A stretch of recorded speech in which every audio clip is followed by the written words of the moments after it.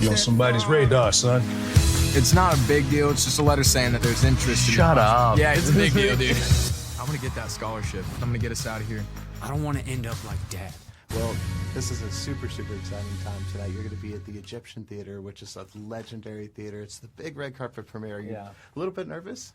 Not necessarily nervous, just more excited. Yeah. And it's exciting to see all the hard work and all the people that put in so much work to be able to see them tonight and see it pay off. And but more importantly than that, excited for hopefully the lives that will be encouraged by this film. And that's really why we did it, is so that people could walk away encouraged and inspired.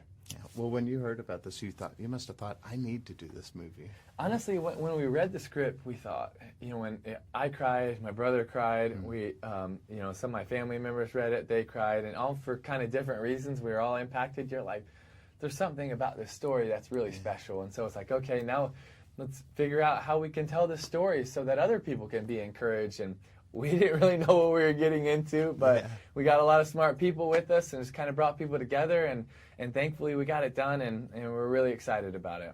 Yeah, of course. Well, we always ask people about their Hail Mary moment on True Pearson Live, of the moment in their life or career where they just had to go for it and it worked out for them. And what do you suppose that was for you? You probably had a few. Yeah, I think for me, there's been a lot of different things. Making the switch from football to baseball. There weren't a lot of people that were supportive in that, but it was something that was on my heart, and I believe in going after things on our heart, and I think God kind of places them there for a reason. And so that was really something that was big for me, and I've enjoyed the entire process. Yeah.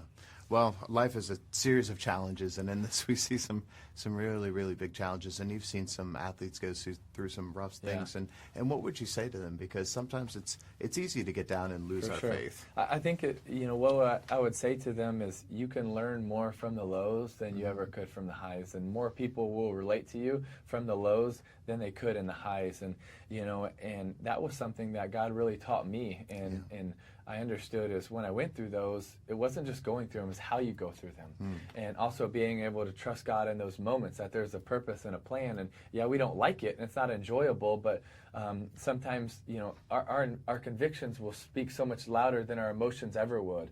And so we got to live by those convictions, and that's what you're really tested in the lows, and also how God can use those moments when we can't see the next step, but how God has something in store for us, and we got to trust His character and who He is more so than our hopes and our dreams. Yeah.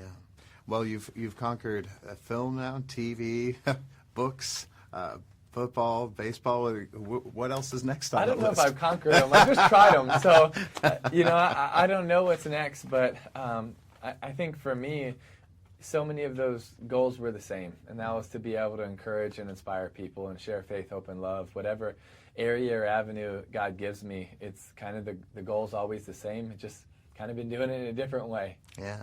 Well, and you have a great foundation, which we want to make sure that we talk about, which you were just in Dallas. Yeah, we were just in Dallas, and we just finished our Night to Shine, which is a worldwide prom for people with special needs. And this past Friday, we had 656 proms in 24 countries, all 50 states, and we were able to crown over 100,000 honored guests as king or queen with over 200,000 volunteers. And it's my favorite night of the year, and it was just truly a night that was very special, and a lot of people got to shine.